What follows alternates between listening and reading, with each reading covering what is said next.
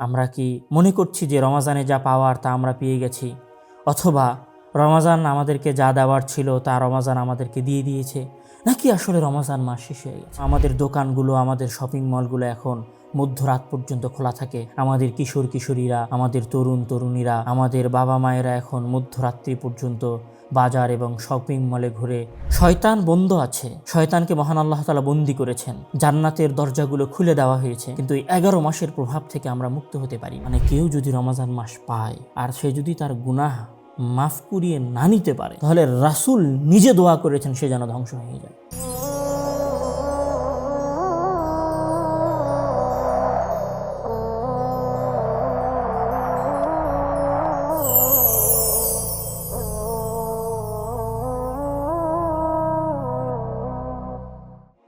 যেদিন প্রথম রমাজান শুরু হয়েছিল সেদিন আমরা সবাই অনেক উৎসাহের সহিত আমাদের মসজিদে তারাবির সালাত আদায় করার জন্য গিয়েছিলাম। আমাদের মসজিদগুলো আমাদের প্রথম রমাজানের দিনগুলোতে শুধু পূর্ণই ছিল না, বরং আমাদের কাতারগুলো আমাদের মসজিদের সীমানা পেরিয়ে রাস্তায় গিয়ে দাঁড়াতো।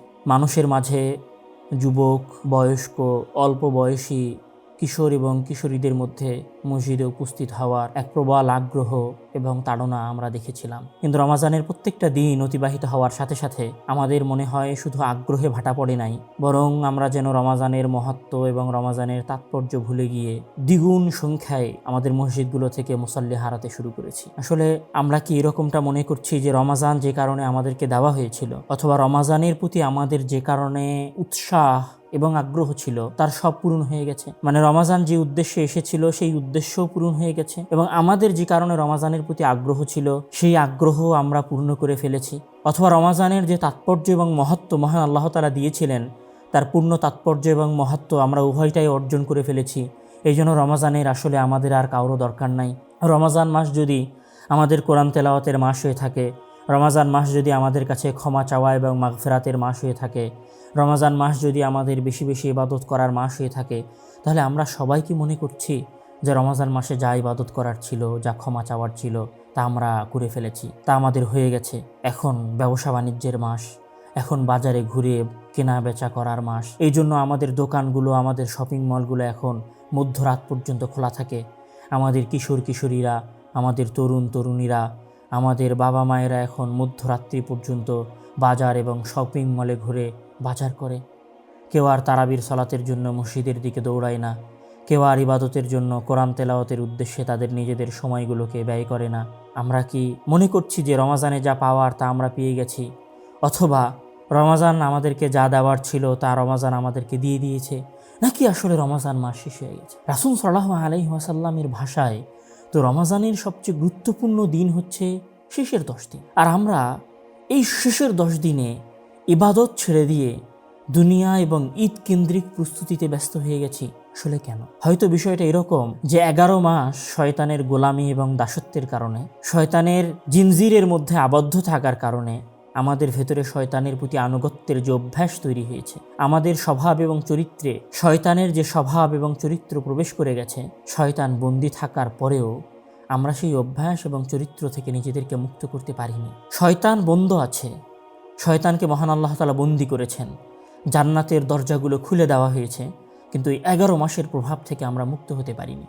যদি আমরা ওই 11 মাসের প্রভাব থেকে মুক্ত হতে পারতাম, তাহলে রমজান মাসের শেষ 10 দিনকে আমরা আরও বেশি গুরুত্ব দিতাম। আমাদের কিশোর কিশোরী, আমাদের তরুণ তরুণীরা, আমাদের বাবা মায়েরা বাজার ঘাটে ঘুরতেন না, বরং রমজান মাসের শেষ 10 দিনের এই মধ্যরাত্রিগুলো তারা বাজারে না পার করে সেজদার ওই মাটিতে, অথবা সলাত আদায় করার ওই জায়নামাজে, অথবা মসজিদের অন্ধকার কোনো কোনায় তারা অতিবাহিত করতেন রমাজানের এই শেষ 10 দিনের গুরুত্বের দিকে তাকিয়ে। আমি শুধু রমাজান মাসের এই শেষ সময়ের দিকে এসে আপনাদেরকে উদ্দেশ্য করে এবং আমার নিজেকে উদ্দেশ্য করে রাসূল সাল্লাল্লাহু আলাইহি ওয়াসাল্লামের সেই বিখ্যাত হাদিসটি আপনাদেরকে শোনাবো, যে হাদিসে রাসূল সাল্লাল্লাহু আলাইহি ওয়াসাল্লাম বলছেন, যা আবু হুরায়রা রাদিয়াল্লাহু তাআলা আনহু বর্ণনা করেছেন এবং ইমাম বুখারী রাহিমাহুল্লাহ, ইমাম তিরমিজি রাহিমাহুল্লাহ তার সুনানের মধ্যে উল্লেখ করেছেন।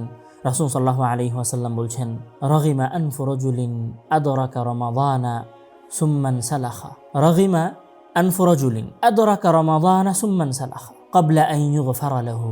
ধুলোয় ধূসরিত হোক ওই ব্যক্তির নাক, অথবা ওই ব্যক্তি ধ্বংস হয়ে যাক, ওই ব্যক্তির চেয়ে আফসোসকারী আর কোনো ব্যক্তিই নাই যেই ব্যক্তি রমাজান মাস পেল অতঃপর রমাজান মাস অতিবাহিত হয়ে গেল তার কাছ থেকে, কিন্তু সে মহান আল্লাহ তাআলার কাছ থেকে পূর্ণ সকল পাপের গুনাহ, সকল গুনাহের সকল পাপের ক্ষমা মহান আল্লাহ তাআলার কাছ থেকে নিতে পারল না। রাসূল সাল্লাল্লাহু আলাইহি ওয়াসাল্লামের আরও একটি বিখ্যাত হাদিস আছে, যেই হাদিসে রাসূল সাল্লাল্লাহু আলাইহি ওয়াসাল্লাম মিম্বারে উঠছিলেন। তো উনি মিম্বারে ওঠার সময় বলছিলেন আমিন আমিন আমিন।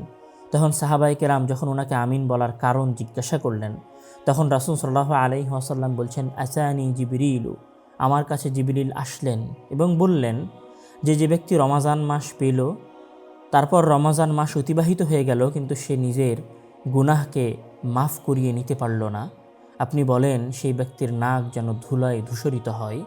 এই বাক্য বলার পরে জিবরিল আমিন রাসূল সাল্লাল্লাহু আলাইহি ওয়াসাল্লামকে উদ্দেশ্য করে বলছেন কুল আমিনা, হে মুহাম্মদ আপনি বলেন আমিন, অর্থাৎ তার যেন নাক ধুলোয় ধূসরিত হয়, সে যেন ধ্বংস হয়ে যায়, আল্লাহ তাআলা যেন এই বাক্যটাকে কবুল করে নেন।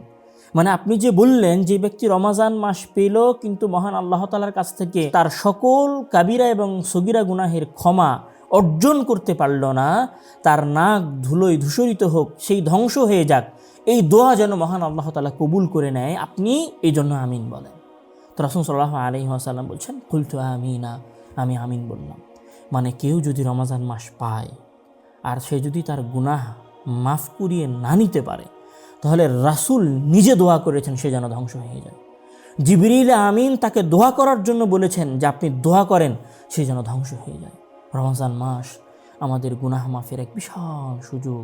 এই রমজান মাস শেষ হতে চলেছে। এই রমজান মাসের 23টা রোজা অতিবাহিত হওয়ার, অতিক্রম করার, শেষ হওয়ার দ্বার প্রান্তে উপনীত হয়েছে। মহান আল্লাহ তাআলা আমাদের এই রমজান মাস শেষ হওয়ার পূর্বে এই রমজান মাসের বাকি কয়েকদিনে নিজেদের সকল গুনাহ মাফ করিয়ে নেওয়ার তৌফিক দান করুন। এই রমজান মাসে যে লাইলাতুল কদরের আর কয়েকটা অপশন আছে, সেই অপশনগুলোতে সেই কয়েকটা রাত্রে লাইলাতুল কদর অনুসন্ধান করার জন্য মহান আল্লাহ তাআলা আমাকে এবং আপনাকে নফল সালাত আদায় করে, ইস্তেগফার করে, ক্ষমা প্রার্থনা করে, মহান আল্লাহ তাআলার দরবারে ক্ষমা ভিক্ষা চেয়ে গুনাহ মুক্ত হওয়ার তৌফিক দান করুক। এই রমজান মাস গুনাহ মুক্তির মাস, এই রমজান মাস পাপ মুক্তির মাস, এই রমজান মাস ছোট বড় সাগীরা এবং কাবিরা গুনাহ থেকে নিজেকে পবিত্র ধৌত করার মাস। মহান আল্লাহ তাআলা আমাদের সকলকেই রমজান মাসের এই শেষ কয়েকদিনে গুনাহ থেকে মুক্তি লাভ করার, পাপ থেকে মুক্তি লাভ করার তৌফিক দান করুক। শুধু তৌফিক নয়, বিশাল অনুগ্রহটুকু যেন মহান আল্লাহ তাআলা আমাদেরকে দান করেন। শুধু তৌফিকের এই শব্দটুকু নয়, বরং এই তৌফিক শব্দের পেছনে লুকিয়ে থাকা সৌভাগ্যবান হওয়ার যে মহা নসিব লুকিয়ে আছে, সেই নসিব এবং সেই ভাগ্যটুকু যেন মহান আল্লাহ তাআলা আমাদেরকে দান করেন। আল্লাহুম্মা আমিন। ওয়া আখিরু দাওয়ানা আলহামদুলিল্লাহি রাব্বিল আলামিন। আসসালামু আলাইকুম ওয়া রাহমাতুল্লাহি ওয়া বারাকাতুহু।